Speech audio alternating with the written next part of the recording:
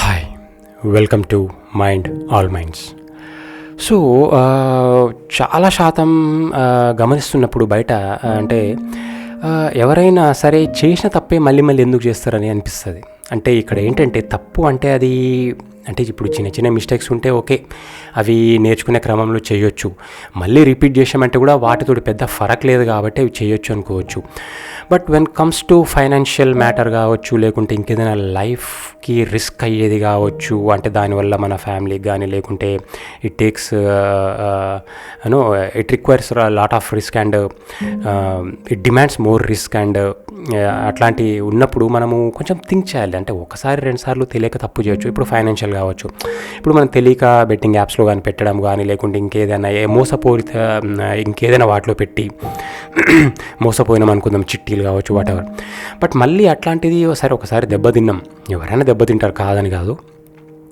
But ఒకసారి అట్లాంటిది ఏదైనా జరిగినప్పుడు మళ్ళీ మనము అరే ఇట్లా అయింది కదా, ఈసారి కొంచెము ఉందాము, వాళ్ళని వీళ్ళని నమ్మడం ఎందుకు అని అనుకోవాలి. అది ఏంటంటే వయసు పెరుగుతున్న కొద్దీ మనము ఒక అవేర్నెస్ అనేది కూడా పెరగాలి. అవేర్నెస్ అంటే ఫ్రమ్ సొసైటీ, అసలు సొసైటీలో ఎట్లా జరుగుతుంది ఏంది అనేది. అంతేగాని ఎప్పటికప్పుడు ఫ్రెష్ మైండ్ తోటి అరే ఈసారి ఇట్లా జరగదులే అని అనుకోవడంలో అది దెర్ ఈజ్ నో సెన్స్. ఎందుకంటే మోసం చేసేవాళ్ళు ఎప్పుడు కూడా ఒక ఫ్రెష్ మైండ్ తోటి, అంటే ఒక ఫ్రెష్ మైండ్ అంటే ఇప్పుడు ఈరోజు అంటే మళ్ళీ నేను స్టార్ట్ చేస్తున్నా మోసం అనే ఒక మైండ్ తోటే స్టార్ట్ చేస్తారు. సో అదేంటంటే వాళ్ళు ఒక మంచి అంటే వాళ్ళు మంచి జరుగుతుంది, అంటే వాళ్ళు చేసే పని వాళ్ళకి మంచి ఒక స్టార్టప్ మంచిగా ఉంటుంది ఈరోజు అనేది చేస్తుంటారు. ఈ రోజు అని కాదు, ఏదైనా ఒక ఫేజ్లో.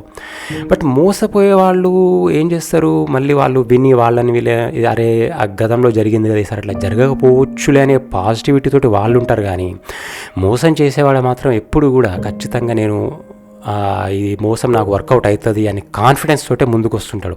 అంటే ఏంటంటే ఒక నమ్మించడం కానీ లేకుంటే వాటెవర్ పని అది. కాబట్టి మరి మోసపోయేటోళ్ళే మనము కొంచెము ఉండాలన్నమాట అవేర్గా ఎప్పుడు కూడా. ఎందుకంటే నాకు మళ్ళీ జరగచ్చు ఈ మోసం అనేది, ఇక్కడే జరగదని కాదు అనేది ఒకసారి జరిగింది కాబట్టి మళ్ళీ ఎప్పుడైనా జరిగే ఛాన్సెస్ ఉన్నది అని మనము దాదాపుగా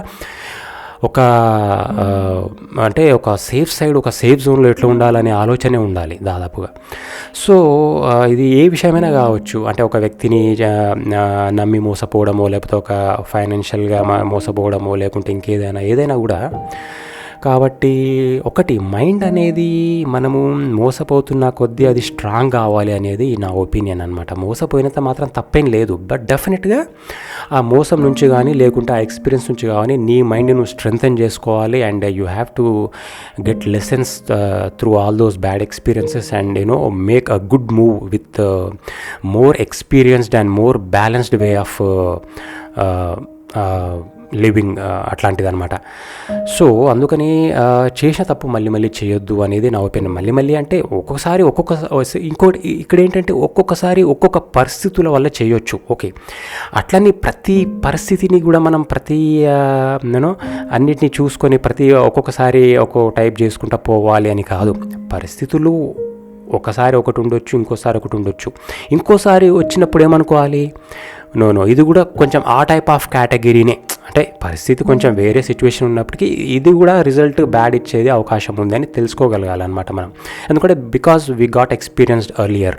కాబట్టి వీటన్నిటి నుండి మనము తెలుసుకోవాల్సిన ఎక్స్పీరియన్స్ ఏంటంటే ఇది కూడా అయ్యే ఛాన్స్ ఉంది అని అట్లా. కాబట్టి ఒక్కొక్క సిచ్యువేషన్లో ఒకటి చేసిన అనుకుంటూ పోతుంటే సిచ్యువేషన్స్ అనేవి ఎప్పుడు మారుతూనే ఉంటాయి. అవి లైక్ సినిమా స్క్రీన్ ప్లేలు మారినట్టు అట్లని ప్రతిసారి అదే మిస్టేక్ చేసుకుంటే ఇంకా మనకు లైఫ్ సరిపోదు అనమాట, ఇంకా బతకడానికి కానీ కొత్త నేర్చుకోవడానికి కానీ.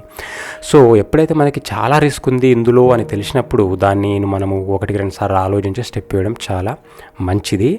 ఎక్స్పీరియన్స్ ఉండడం చాలా మంచిది, మోసపోవడం కూడా మంచిదే. బట్ మళ్ళీ మోసపోవడం అనేది మాత్రము there is no sense in being knowledgeable అనమాట. అంటే ఇప్పుడు మనం ఏదో మోస్ట్ నాలెడ్జబుల్ లివింగ్ బీయింగ్స్ అని అనుకుంటాం కదా, రాదర్ దెన్ యానిమల్స్. దానిలో సెన్స్ ఏం లేదన్నమాట అదే. So all these things about being committing the same mistake again and again through out all your life and so thanks for listening. Thank you.